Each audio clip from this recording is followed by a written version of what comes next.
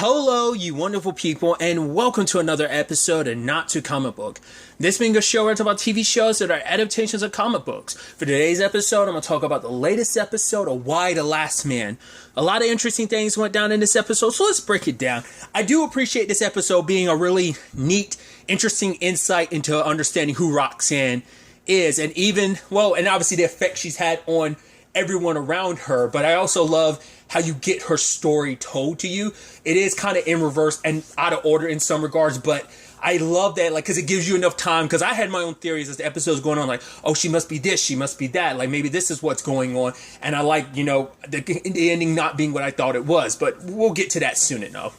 But, obviously, you have Roxanne considering her very, anti-man stance and is teaching everyone to shoot. Obviously, Hero is a natural at it, and Sam has no interest in it, and for him, it still comes back to the fact is, it's Hero, you're kind of not paying attention to my circumstances. It's how rough it is for me to be here. I mean, truth be told, is they're only here in the first place because Hero refused to let them go to DC and get help from her mom. So it kind of stems from that, but it's I'm sure there's levels of that because he knows you sabotaged a car. So it's there's levels to that of just but it's fine, whatever, you're my friend, you're my, not just my friend, you're my family, so I'll stick with you. So obviously he's not as head over heels with this whole situation like Hero is, because Hero, I think, for the first time feels kind of she's able to just be herself. She, what Roxanne is preaching of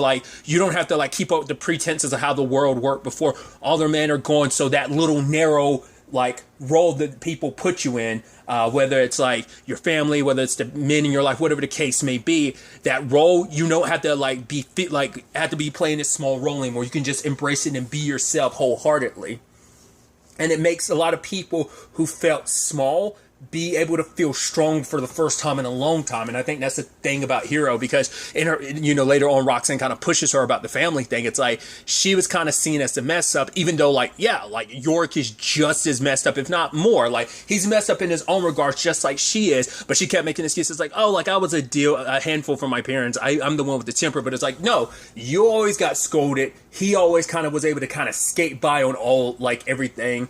So you were, it's just your parents' bias against you, and he, it's and anytime you were in trouble, you said that he stuck by you, he understood you. Was he there with you, or did he benefit from your parents just focusing? Because I think for her, she always had to suffer their judgment. Yorick was able to kind of do whatever he wanted to. That's why he had the very laissez-faire life, which I think I can kind of compare myself. I'm very much like a Yorick in my situation, and obviously, I feel I definitely look at myself in that, I can almost reflect on my own family dynamic. It's yeah, my sisters kind of were the heroes in this situation, and I was the Yorick in it, I think even to now that still applies, but I think even growing up, that was always I think that's a parallel. I could see her side of understanding right, as someone who is on the Yorick side of things, of understanding in my own personal life, I am the Yorick in my family dynamic, that I can see the parallels of just right, it's just always kind of I was able to kind of slip by, I never did anything, but it's still the thing of I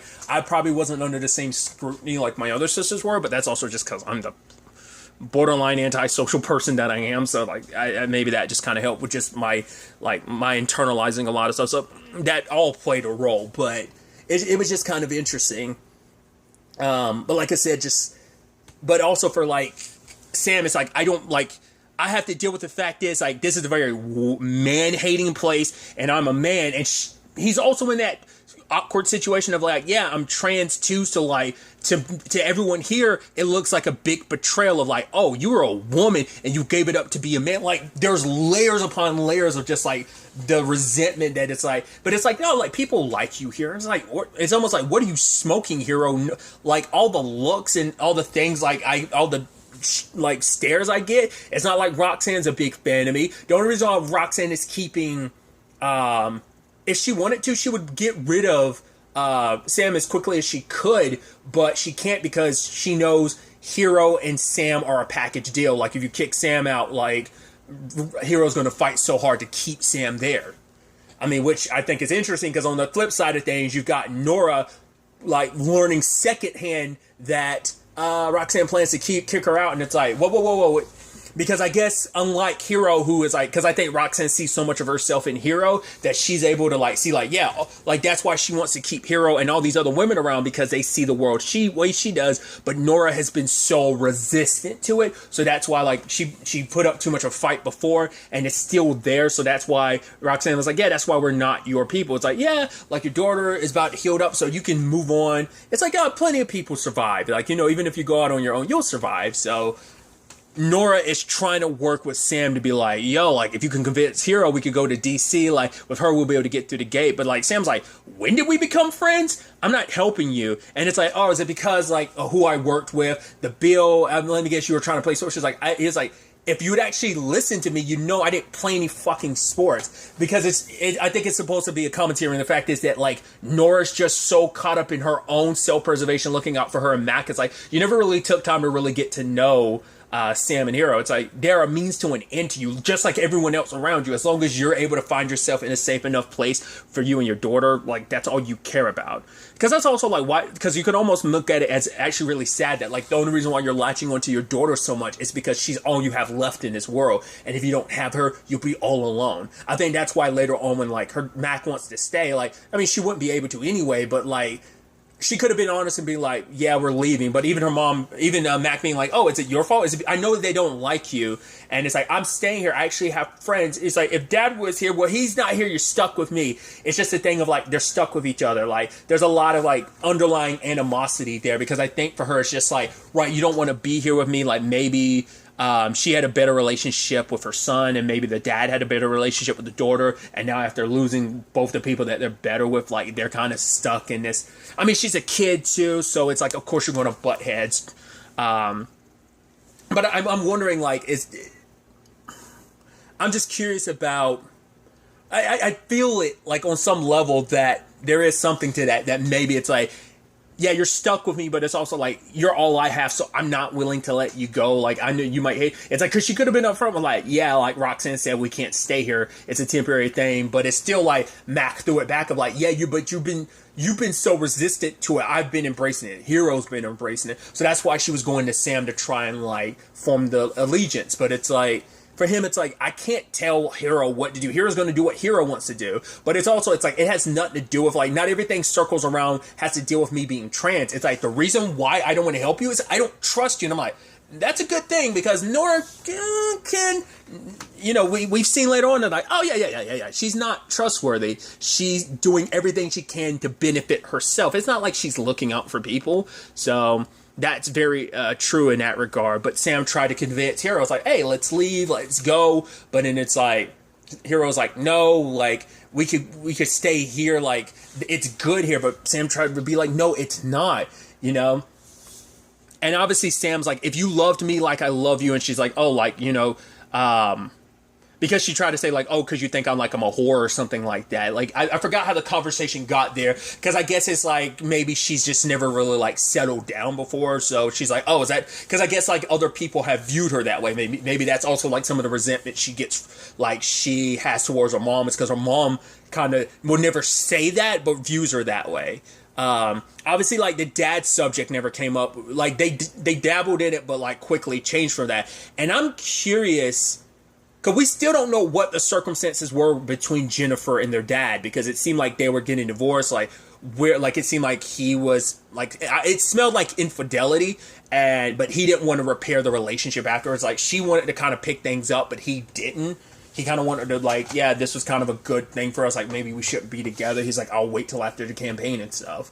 So I don't know what her relationship was like. Like, the fact is, she didn't want to talk about her dad, but I think, like, a lot of her resentments, like, she probably never really did have issues with her dad, but she did have issues with her brother, which, I mean, we saw that even in the first episode alone, of just kind of, like, that little, like, they've only had one scene of interaction, but that kind of shows, like, the status quo of, like, that family dynamic. So I think that's where it's like, because they were even like, oh, the moment they bring up the brother, it's like, when she brings up York, they're like, oh, like, you know, push more on that. And that's why they kept going for it, because they were like, that's more of a trigger for you than your dad.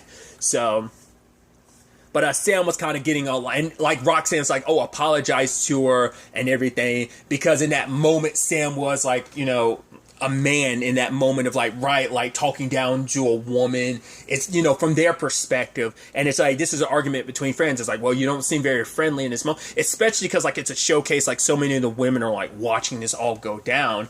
And for Sam, it is a thing of like, I love, but it's like the moment he brings up Kelsey, it's like, yeah, okay. But it's like, yeah, like Kelsey was all over me. Now she can't look at me. It's like, oh, really?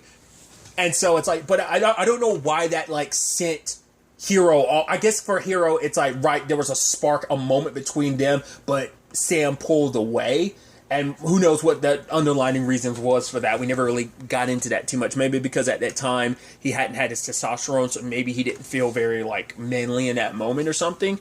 Also, it's like crossing that, maybe it's just purely, or just on an emotional level, like crossing that line with a friend, no matter what your circumstances are, crossing that line with a friend is always a scary thing. So maybe that played a role in it, but it's like, yeah, like I love you more than you kind of love me.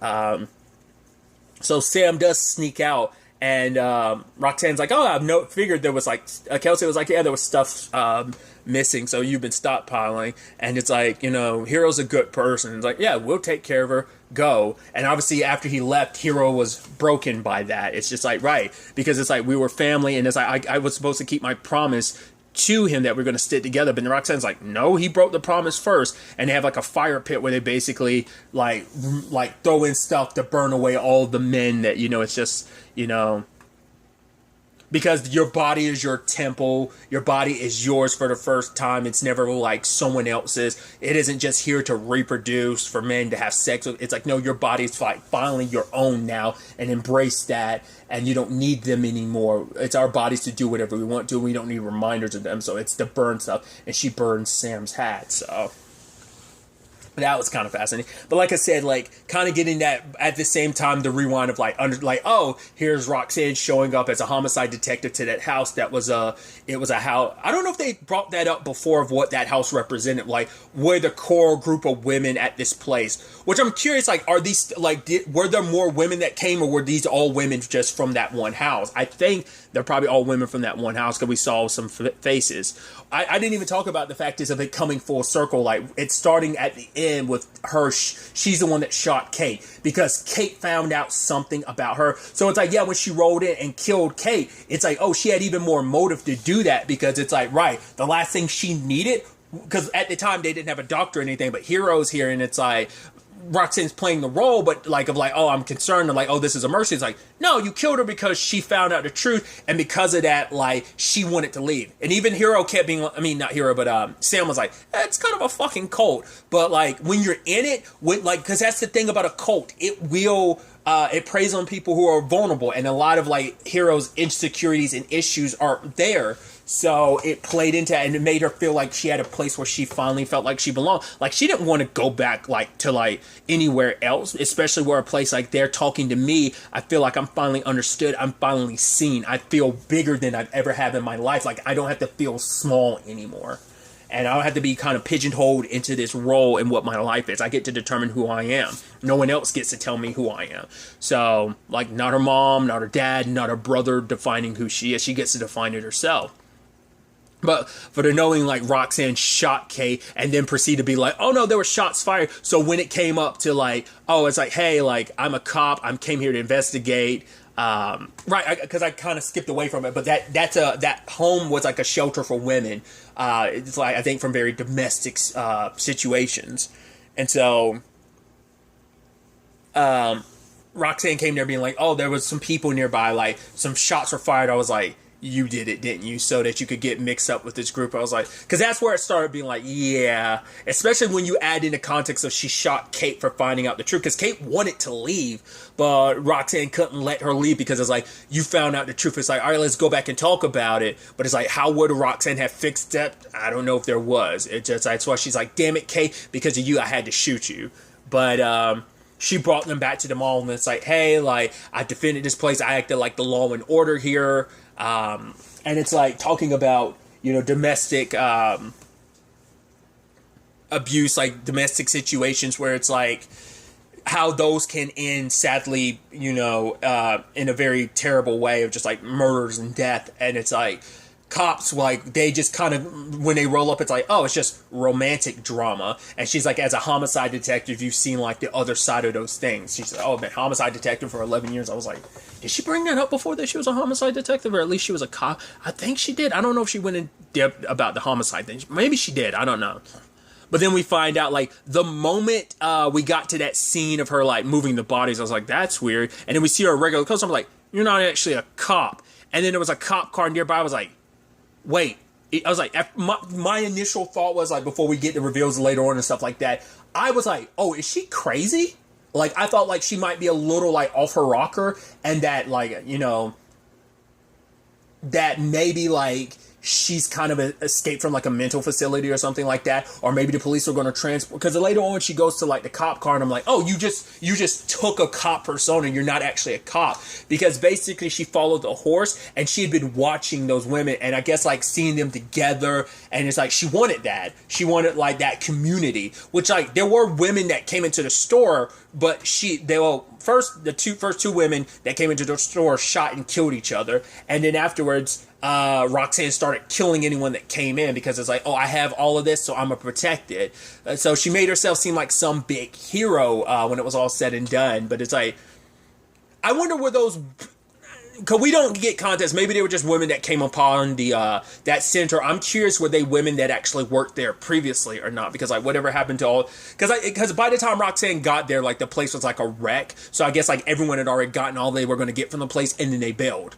Obviously, but I think everyone else had no connection there. Just like, oh, here's a supermarket, maybe there's something inside. And Roxanne proceeded to kill everyone. We saw, like, she was, like, trying to burn the bodies, and then found the other. So that's the thing of, like, I guess it's because it's like you're trying to protect what you have, but then you see, like, so for her it was like a lone wolf of, oh, I'm gonna survive this on my own. I get everything I need, until she saw them, and it's like, well, this is a group of women that get together, like, oh, all they need is someone to, like, I can be that for them. Like, she created the circumstances so that they feel indebted to her, because it's like, oh, I'm this,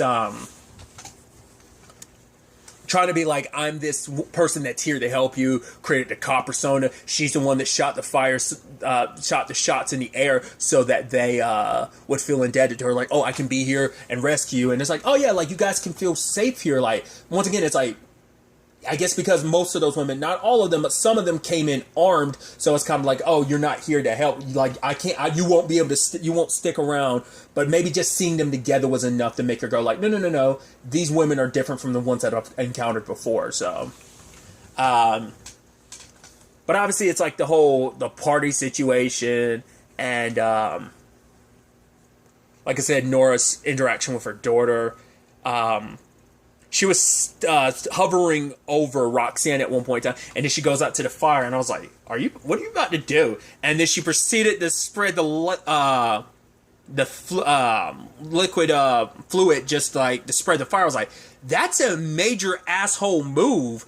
And I was like, what are you going to benefit from this? And it's like, right, by this, because I thought her initial plan was like, let's destroy this place so that they'll have no choice but have anywhere to go, and then I can convince Hero to lead us to DC, and it's all going to work out. It's like, because you knew Roxanne wasn't going to let you stay, and you're like, no, I need to be a part of a group. So the fact of the matter is, Sam had all the right to be like, I don't trust you, and you literally burnt down a pretty safe haven. Her justification was like, eventually all the food and stuff like that is going to run out because no one's delivering trucks here. So it's like, but it is kind of selfish of like, you could have been on your way, but like you didn't want to, especially because Mac didn't want to go. You're like, oh, we could go back home, but Mac's like, there's literally nothing there. I mean, to be fair, if you did, because she did, I was about to say, she did say to DC, because I was like, if you go back home, like, you did leave the bodies there for, like, the vultures to get, even though you promised your daughter you were going to bear. I was like, so, it's like, right, you're referencing DC. It's like, wouldn't change anything, but to be fair, with what got set up last episode with Beth, that could be, that means, I mean, with everything that's going on, Kimberly's mom dying, well, killing herself, and everything with Beth, like, there's a lot of shifting that's going to happen back in DC, so we'll ultimately have to wait and see on that regard, but her starting the fire, luckily everyone got out, but the one thing that was holding, and this is something later on that Nora says I thought was interesting, is like, right, your speeches and everything are fine, but the one thing that was holding these, like hate men, like, it's a good messaging, but it can only take you so far. All these women mainly stuck around because of what you had in that moment. So it's an argument back and forth of like, oh, like, you were supposed to put out the fire. I never said I was going to. So I think that was kind of supposed to show like, oh, there are cracks amongst it, and then you have Nora sneaking over to Hero like, hey, I didn't get along with my mom. Oh, when I was 17, I left. She died a few years later. Hero's like, what are you talking about? It's like, yeah, you don't have to avoid things with your mom. And Hero left like, shut up. Don't talk to me about that. What are you talking about after everything that's going down? It's like, yeah, your plan failed. It's like, well, that sucked. But we do see that wasn't just Sam taking stuff. Like, I don't know if that might have been the first time Sam had taken anything. The reason why stuff had been disappearing is because secretly Nora's been keeping a bag just in case. But then she finds a vulture on top of the cop car, which we saw Roxanne like push into the water, but it wouldn't submerge all the way, so she ended up smashing the sirens off of it. But then Nora goes in there and finds something we later on find out is Roxanne's name tag, because that supermarket is where she worked. She was just a regular lady. She wasn't even a cop. But like a lot of her issues are like why she's like anti-man and stuff like that. It's because of some stuff she was watching to like really rally up her speeches and stuff like that. But it's also pulling from her personal experiences. Like when she brings up like, oh, her like Eddie leaving, like there might be truth to that, because it does sound like, oh, Eddie left. I don't know whether it was death or whatever, but she didn't really have like, she was in a bad place to the point she was like, she stole a Law and Order season 10 video from like the bargain bin. And it's like, right, she tried to call out this one dude for grabbing another person's ass. And it's like, oh, he's just a kid. She's like, he's not a kid. He's 30 years old. And it's like the manager didn't want to listen to her. It's like, oh, the fact is you stole that, so I'm going to have to put you on notice. It's like, yeah, you're going to put him on notice for like being grab-assy and just sexually harassing people. But like the moment I'm stealing a DVD, you're going to put me on notice. Like, okay, like how is that fair? It doesn't completely equate. So I'm sure she was probably really happy. Because another thing that did cross my mind at the end, I was like, do you think she killed all of... Because the cop car, it seemed like that was her first time there. But at first I was wondering, like... It just popped in my mind for a second. I was like, could it be that she killed her boss and the cops showed up and she was about to get arrested? Because I thought what she had found inside, what Nora initially found, I thought was going to be like, oh, like a, you know, an orange jumpsuit type of thing. That's why I was like, were the cops like transporting her or something like that? Like those were earlier thoughts, but it's like, no, it's like, yeah, there was her red vest with her name tag and everything. So Nora now knows the truth about her. So it's like, right, you got the messaging and all that. She's like, I got the smarts. You know, you got a communications issue, so I'm going to run things. Going forward, me and my daughter get first pick of the food. And even if there's not enough, we'll be happy to get the first serving. So it's like, right, unless you want everyone to know the truth about you. Because you got, like, because what's most important to her at the end of the day is keeping all these women around her, because so she doesn't have to be alone. She finally has a family of sorts. She was able to rally together. So it's like, everything's messed up with this group. It's like, it's built upon lies, and Nora's willing to, because for Nora, it's like, I need to stay with this group. Me and my daughter need to stay with this group because that's the only way we're going to survive. So are they still going to head to Washington or the DC at one point in time? I don't know. Nora hasn't said anything about that, about Hero's circumstances, but we'll see. It's interesting because, like, Kelsey was like, oh yeah, like, you have the ring, what was it, Ring of Solomon? And it's like, oh, like, means you're gonna, like, do something good for us all. And she's like, I don't think so. And Kelsey was like, I do. And I was like, that's why I thought immediately, like, Roxanne was gonna be like, Hero, you're gonna take us to DC, like Nora told me the truth. But that didn't happen. Doesn't mean she might not have told. She either told Roxanne now and Roxanne hasn't said anything, or Nora's still keeping that in the back pocket when the time comes. It's like she wants to kind of rein everything in, get everyone back under Roxanne's control, everyone like under this like tight knit group of like, we're in this together. Then we'll, like, you know, because it's like, right, we're gonna take back the world. The world is ours to do what with, you know. So I just thought that was all just a fascinating development. Like I said, getting her story present day and in the past like that. Also, we caught up with a little bit of Sam after leaving. Sam ended up in like this school, and there's a teacher there. I'm like, how are you still here? Like, Sam couldn't have gotten that far from the marketplace. So like, how are you here? But I guess it's like afterwards, like, once again, I don't think... well, because most people Roxanne sent away, and now in retrospect it makes sense because everyone here is someone that Roxanne could control because she knew they were in a vulnerable space. So like, she already set up the trigger to like make it so they're indebted her, so they're going to stick with her. She doesn't have the same benefit with anyone else that comes in, so it could jeopardize her whole operation and everything that she's built. Like they're in like together, like, oh, like I'm kind of like their savior to a certain extent, so anyone from the outside won't look at me that way, so that could jeopardize everything. So she made an exception with Hero, and that's why she was trying to kick Nora out and didn't really care much for Sam, but that's why she latched on to Nora, because I mean not Nora but Hero, because she felt a kindred spirit. So like that's why I'm like most of the women are everyone from that house. But yeah, Sam and that teacher, and she's like, oh no, I keep playing, because it's like what kind of artist he was. It's like, yeah, it was a theater performance art, and he's just like, fuck. It's like she's like, oh, I keep playing, and she's vocalizing, and it's like, I guess for him it's like I go from one weird situation to another. I guess that's all that I don't know, or maybe he just started feeling guilty, and like, damn, I should go back and check on Hero. Like I let my anger get the best of me. So I don't know. It's going to be interesting to see where the next episode takes us with this. Sadly, I got news a couple hours ago that the Why the Last Man sadly got canceled at FX, which is such a bummer. I chalk it up to, I don't know whether maybe it's just the show's reception, but I just assume it's like, right, not a lot of people are watching it, so that's kind of a bummer. Because I hadn't even watched this week's episode yet. Like the news, like I got like a notification from the news about like 2:00, I want to say. But I hadn't gotten around to watching the episode because I was like I was doing other stuff at the time. But I was kind of bummed to hear that, which sucked. This is roughly around the time where like networks usually decide whether or not they're renewing something. It's between now and sometime after the season finale, pretty soon after the season finale, when they really kind of come to that decision. And I guess just not enough people watching the show, or maybe just a general reception, which sucked because I really liked the show. As someone who never read the graphic novel, this is my first time experiencing the story, and I think it's such a unique and interesting apocalyptic story. That I'm kind of bummed. Like, it is on Hulu. It's FX, but it's FX on Hulu. So I don't know.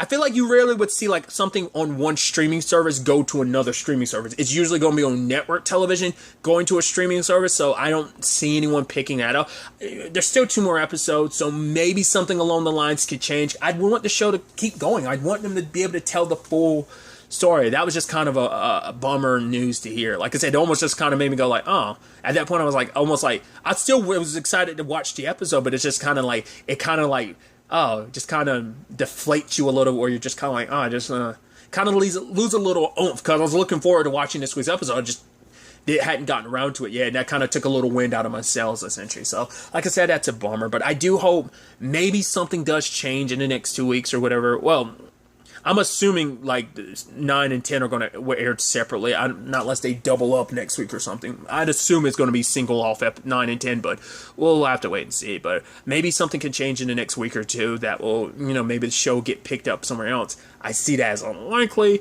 This is just me going by headlines. I've seen that it got canceled. I haven't looked into it too much, but I'd assume like if it is, it's just not enough people are watching it. But like I said, it could just be reception as well, of just like maybe people aren't liking it. I am, but obviously just because I really enjoy something does not mean everyone else is. So that's something I always got to keep in mind. I'm always in my little bubble when it comes to those type of things. But I'm still excited to see where the next episodes go. It just, like I said, takes even more to win out of your cell, like knowing like there potentially won't be any more. That season 1 is all we're going to get. But like I said, we'll have to wait and see. But really, that's all I'm going to talk about. Until the next time we meet, be happy, be safe, live life to the fullest, and enjoy it. Good day and goodbye.